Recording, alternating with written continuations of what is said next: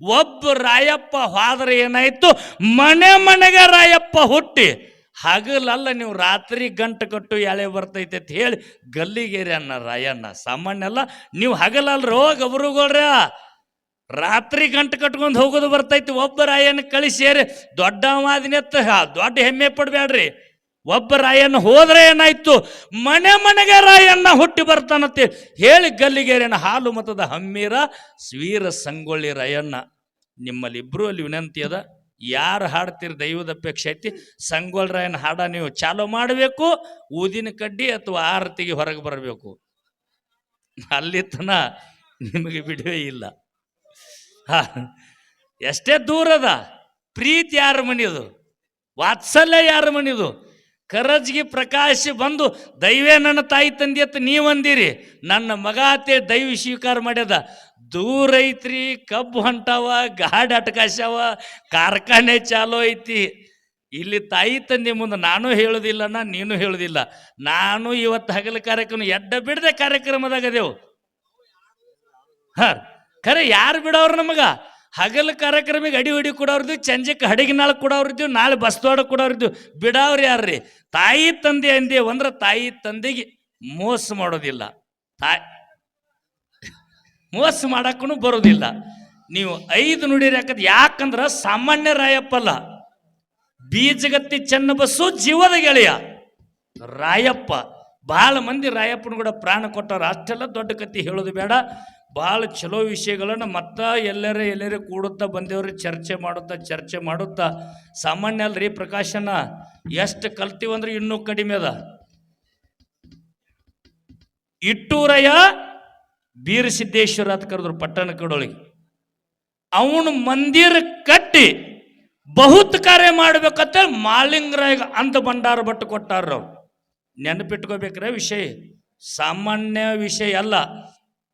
ಏನು ನನ್ನ ಗುರು, ನನ್ನ ಹಿರಿಯರು ಅಂಥವ್ರು ಒಂದು ಜ್ಞಾನದ ಬಣವಿಯನ್ನು ಹಿಂದೆ ಇಟ್ಟುಕೊಂಡು ಕೂತ್ರತ್ತೇಳಿ ವಯಸ್ಸು ಸಾಣತಿದ್ರು ವಿಷಯ ಹೇಳಬೇಕಾಗ್ಯದ. ಅವರು ಒಂದೇ ಗಿಡದೊಳಗೆ ಮಂದಿರ ಕಟ್ಟಿ ಆ ಸಭಾದವ್ರು ಶಾಂತರಾಗ್ರಿ, ಒಂದೇ ಗಿಡವನ್ನು ಹುಡುಕ್ಯಾಡಿ, ಒಂದೇ ಗಿಡವನ್ನು ಕಡಿದು, ಒಂದೇ ಗಿಡದೊಳಗೆ ಮಂದಿರ ಮುಗಿಸಿ ಮಾಳಿಂಗರಾಯ ಭಂಡಾರ ಭಟ್ಟು ಗುರು ಶಿಷ್ಯರು ಅಂದು ಕೊಟ್ಟಾರವ್ರು. ಯಾರು? ಮುರುಸಿದ್ದೇಶ್ವರ ಇಟ್ರಾಯ. ಆ ಭಂಡಾರದ ಭಟ್ಟದ ಮೇಲೆ ಎಲ್ಲಿ ಅದೇ ಪಟ್ಟಣ ಕಡೊಳಿ ಸಮೀಪದಲ್ಲಿರ್ತಕ್ಕ ರೋಗಿ ಮಡ್ಡಿಗೆ ಬಂದು ಇಳ್ದಾನ ಮಾಳಿಂಗರಾಯ. ಯಾನಂದಾಳ ಇಟ್ಟೂರಾಯನ ಹೆಂಡತಿ, ಕುಟ್ಟಿ ಕುಟ್ಟಿ ಕೈ ನೋವಾಗ್ಯಾವ, ಬೀಸಿ ಬೀಸಿ ಬೆನ್ನು ನೋವಾಗ್ಯದ. ಮಾಳಿಂಗರಾಯನ ದಂಡ ದರ್ಬಾರಕ್ಕೆಲ್ಲ ಕ್ಷಣ ಮಾತ್ರದಾಗ ಅಡಿಗೆ ಮಾಡತ್ತಾನ ನನ್ನ ಗಂಡ. ಹೆಂಗಾದಿತ್ತು ಅಂತೇಳಿ ಬರೀ ಮನಸ್ಸಿನಾಗ ಸಂಕಲ್ಪ ಮಾಡ್ಯ. ಎಷ್ಟು ಶ್ರೇಷ್ಠ ಇರ್ಬೇಕ್ರಿ. ಕುಟ್ಟಿ ಕುಟ್ಟಿ ಕೈ ನೋವಾಗ್ಯಾವ, ಬೀಸಿ ಬೀಸಿ ಬೆನ್ನು ನೋವಾಗ್ಯದ. ದಂಡ ತಗೊಂಡು ಮಾಳಪ್ಪ ಇಲ್ಲಿಗೆ ಬಂದಾನ. ಅವನ ದಂಡಿಗೆಲ್ಲ ಕ್ಷಣ ಮಾತ್ರದಾಗ ಉಣ್ಣುವಂಗೆ ಅಡಿಗೆ ಮಾಡತ್ತ ನನ್ನ ಗಂಡ ಹೇಳ್ತಂತ ಬರೀ ಮನಸ್ಸಿನಾಗ ಅಂದಕ್ಕರ ತ್ರಿಕಾಲ ಜ್ಞಾನಿ ತಿಳ್ಕೊಂಡ ಯಾರು? ಮಾಳಪ್ಪ. ನನ್ನ ಗುರು ಬೀರಪ್ಪ. ಎಲ್ಲ ಕತ್ತಿ ಅವ್ರಿಗೆ ಗುರುತಿತ್ತು. ತ್ರಿಕಾಲ ಜ್ಞಾನಿ ಬಿಳಿಜಾಳ ಗುಂತಿಗೂ ಇಟ್ರಾಯ ಹೋಗಿದ್ದ, ಮುಮ್ಮೆಟ್ಟು ಗುಡ್ಡಕ್ಕೂ ಇಟ್ರಾಯ ಹೋಗಿದ್ದ, ಗುರುತಿತ್ತವನೇ. ನನ್ನ ಗುರು ಬೀರಪ್ಪನೇ ಮುರಿಸಿದ್ದನಾಗ್ಯಾನ. ಖರೆ ಇದೆಲ್ಲ ಕತ್ತಿ ಮೊದಲೇ ನನಗೆ ಹೇಳಿದ್ದ.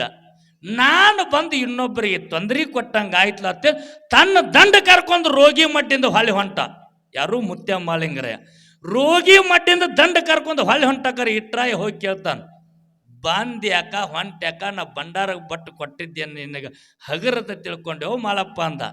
ನಿನ್ನ ಮನೆಯೊಳಗೆ ಆಗಿರ್ತಕ್ಕಂಥ ಕಥೆಯನ್ನು ನಿನಗೆ ಹೇಳಿದರೆ ಜಗಳಕ್ಕೆ ಅದನ್ನು ಹಚ್ಚಿ ಹೋಗಾಮಲ್ಲ, ನಾ ಹೊಂಟೀನಿ ಹೊಳ್ಳೆ ಅಂದ. ಹೊಳ್ಳಿ ಹೊಂಟಿ ಅಂದ್ರೆ ಅಲ್ಲಿಗಿನ ಆಟ ಆಗಬೇಕು, ಬಹುತ್ ಕಾರ್ಯ ಆಗಬೇಕಂತ ಮಾಳಿಂಗರಾಯ ಎದುರು ನಿಂತು ಇಟ್ರಾಯ ಕೇಳಿದ. ಅವಾಗ ಇಟ್ರಾಯಾಗ ಮಾಳಪ್ಪ ಹೇಳ್ತಾನ, ನನ್ನ ಗುರುವಿನ ಸೋದ ಹಚ್ಕೊಂಡು ವಿಷ್ಣು ಪರಮಾತ್ಮನೇ ನೀ ಬಂದಾಗ ನಿನ್ನ ಗುರುತನ ಒಂಟ ಕೋಡಿ ಮೇಲೆ ಎತ್ತಿನ ಮೇಲೆ ಇದ್ರು ಕೂಡ ಗುರುತು ಹಚ್ಚಿನಂದ್ರೆ ಸಾಮಾನ್ಯ ಇಟ್ಟೂರಾಯ ನೀ ಅಲ್ಲ. ಇಂದು ಯಾನ ನನಗೆ ಎಲಿ ಅಡಿಕೆ ಕಾಯಿ ಭಂಡಾರ ಬಟ್ಟ ಕೊಟ್ಟು ಹುಲಜಂತಿಂದ ಪಟ್ಟಣ ಕಡೊಳಿಗೆ ಕರೆಸಿ ನೋಡು. ಎಲ್ಲಿ ಹುಲಜಂತಿಂದ ರೀ, ಎಲಿಗೆ ಎಷ್ಟು ಬೆಲೆ ಅದ, ಕಾಯಿಗೆ ಎಷ್ಟು ಬೆಲೆ ಅದ, ಭಂಡಾರಕ್ಕೆ ಎಷ್ಟು ಬೆಲೆ ಅದ ನೋಡ್ರಿ. ನೀನ್ ಇರ್ತ ಪೈಕಿ ನಾನು ಇರ್ತ ಪೈಕಿ ಎಲಿ ಕೊಟ್ಟಿ, ಅಡಿಕೆ ಕೊಟ್ಟಿ, ಭಂಡಾರ ಕೊಟ್ಟಿ, ಕಾಯಿ ಕೊಟ್ಟಿ.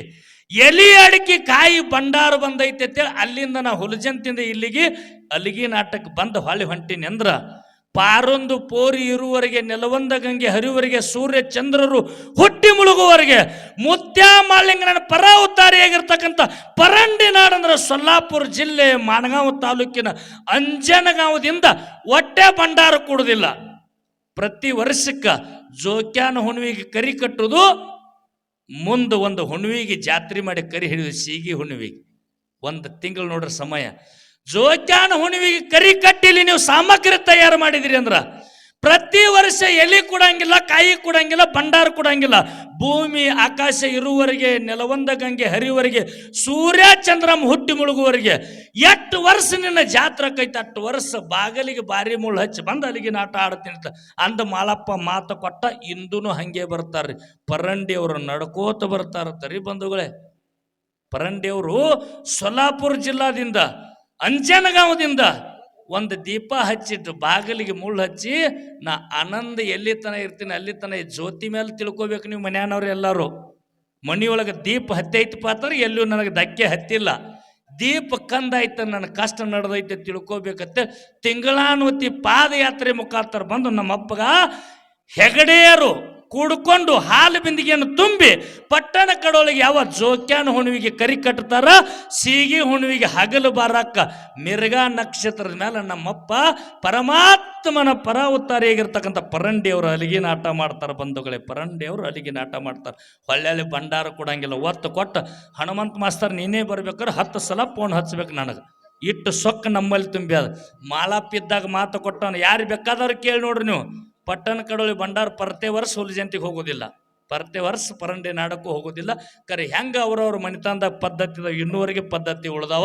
ಅಂಥ ಸತ್ಯಸಿದ್ಧರ ಕೀರ್ತಿ ಭಾಳ ಅಗಾಧವಾಗಿರ್ತಕ್ಕಂಥ ಕೀರ್ತಿ. ಅದಕ್ಕೆ ಹೇಳ್ಯಾರ, ಅಣೂರೇನು ತನಕಾಷ್ಟದಲ್ಲಿ ತುಂಬಿ ತುಳುಕಿರ್ತಕ್ಕಂಥ ಚೈತನ್ಯ ಸ್ವರೂಪದ ಪರಮಾತ್ಮ ಭಾಳ ದೊಡ್ಡವಿದ್ದಾನ. ಜಗದಗಲ ಮುಗಲಗಲ ಭೂಮಿ ಆಕಾಶದವರೆಗೆ ಎಲ್ಲಿ ಒಂದು ಹುಲ್ಲು ಕಡ್ಡಿ ಸಹಿತ ಅಳಿಗಾಡಬೇಕಾದ್ರೆ ಅವನೇ ಪರಮಾತ್ಮ ಅದನ. ಇದು ಹೆಡ್ ಅನ್ನೋದು ಚಲೋ ಭಾಳದ. ಇದ್ರ ಕೆಲಸ ತಗೋಬೇಕ್ರಿ. ಇದಕ್ಕೆ ಗುರುವಿನ ಉಪದೇಶಗಳು ಮಾಡಬೇಕು. ಇದು ಅಧ್ಯಾತ್ಮ ಊಟ ಅಂದ್ರೆ ಸಾಮಾನ್ಯ ಅನ್ರಿ. ಎಲ್ಲಿ ಬೇಕಾದ್ರೆ ಬಡದಾಟ ಹಚ್ಚಿದ್ರೆ ಬಡದಾಟ ಮಾಡಿಕೊಡುದಿಲ್ಲ ಇದು ಅಧ್ಯಾತ್ಮ ಊಟ. ಕೆಟ್ಟ ಕಾರ್ಯ ಮಾಡಿಕೊಡುದಿಲ್ಲ ಅಧ್ಯಾತ್ಮ ಊಟ. ಇದನ್ನು ಭಾಳ ಚಲೋ ಊಟ ಮಾಡ್ಬೇಕು ನಾವು, ಅಧ್ಯಾತ್ಮದ ಊಟ. ಮತ್ತೆ ಊಟ ರೀ ಮನಸ್ಸಿಗೆ ಬಂದಂಗೆ ಉಂಡ್ರಿ. ಅಧ್ಯಾತ್ಮ ಊಟ ಎಲ್ಲಿ ಸಿಗ್ತೈತಿ ಅಲ್ಲಿ ನಮ್ಮ ಕೆಲಸ ಐತಿ, ನಮ್ಮ ಕಷ್ಟ ಐತಿ. ಅಧ್ಯಾತ್ಮದ ಊಟ ಯಾರೂ ಧಿಕ್ಕಾರ ಮಾಡಿ ದಾಟ ಹೋಗಬೇಡ್ರಿ. ಇದು ಸಾಮಾನ್ಯ ಅಧ್ಯಾತ್ಮ ಊಟ ಅಲ್ಲ. ನೆತ್ತಿ ಅಂತಕ್ಕಂಥ ಒಂದು ಹೊಟ್ಟೆ ಅದ, ನಮ್ಮ ಮ್ಯಾಲೊಂದು ಭವಿಷ್ಯ ಅದ. ಈ ಭವಿಷ್ಯಕ್ಕೆ ಅಧ್ಯಾತ್ಮದ ಊಟನ ಉಣಿಸಲಿಲ್ಲ ಅಂದ್ರೆ ಭವಿಷ್ಯ ಹಾಳಾಗ್ತದ. ಅಧ್ಯಾತ್ಮದ ಊಟನ ಉಣಿಸಿದ್ವಿ ಅಂದ್ರೆ ಕಾಲಾಂತರ ನಾವು ಸುಖವಾಗಿ ಜೀವನ ಗಳಿಬೋದು, ಸುಖಿಯಾಗಿ ನಾವು ಇರಬಹುದು. ಕರೆ ಯಾವತ್ತು ಸದಾವ ಕಾಲದಲ್ಲಿ ಅಪ್ಪ ಹಾಲಸಿದ್ದೇಶ್ವರ, ಗುರು ಬೀರೇಶ್ವರ, ಮುತ್ಯ ಮಾಳಿಂಗರಾಯ, ಯೋಗಿನದ ಅಮೋಘ ಸಿದ್ದೇಶ್ವರ. ಅಮೋಘ ಸಿದ್ಧ ಸಾಮಾನ್ಯನನ್ರಿ.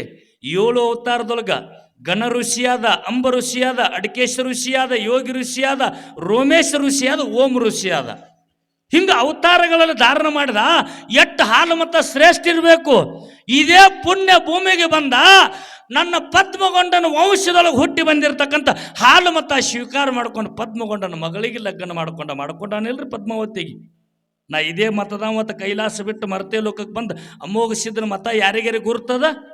ಅಮೋಘ ಸಿದ್ಧನ ಮತ ಯಾರಿಗೂ ಗುರುತಿಲ್ಲ. ಇದೇ ಮತದ ಮತ್ತು ಒಬ್ಬರು ಹೇಳಕ್ಕೆ ಸಾಧ್ಯವಿಲ್ಲ. ಕರೆ ಈ ಹಾಲು ಮತದಲ್ಲಿ ಹುಟ್ಟಿ ಬಂದಿರತಕ್ಕಂಥ ಹೆಣ್ಣು ಮಗಳಿಗೆ ಲಗ್ನ ಮಾಡಿಕೊಂಡು ಹಾಲು ಮತಕ್ಕೆ ಬೀಗಾಗಿ ಉಳ್ಕೊಂಡ್ರೆ ಎಂತ ನೋಡ್ರಿ. ಅಂಥ ದೇವರೇ ನಮ್ಮ ಮತಕ್ಕೆ ಮೆಚ್ಚಾವ್, ಅಂಥ ದೇವರ ನಮ್ಮ ಮತ ಶ್ರೇಷ್ಠ ಅಂದವು.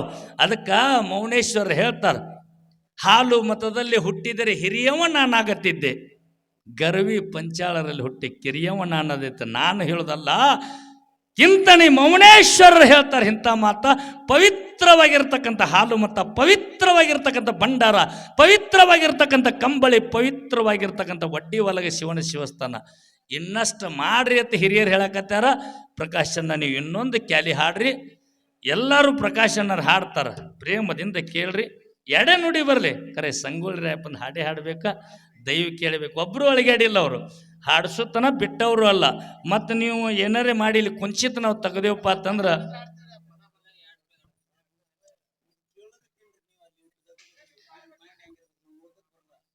ಅದಕ್ಕೆ ಒಂದು ಸುಂದರವಾಗಿರ್ತಕ್ಕಂಥ ಸಂಗೊಳ್ಳಿ ರಾಯನ ಚಾಲ್ ಹಾಡ್ತಾರ. ಆ ಭಾಳ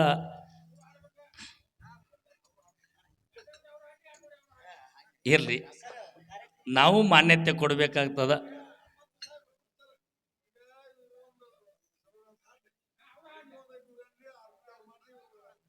ಭಾಳ, ಯಾಕಂದ್ರೆ ತಂಗಿ ಬರೋದಕ್ಕೆ ಒಂಜಾರ ಲೇಟ್ ಆಗಿದ್ರೆ ಕರೆ ಪ್ರಕಾಶನ ಮಾತ್ರ ನಾವು ಸುಮ್ಮ ಅನ್ನಂಗಿಲ್ರಿ.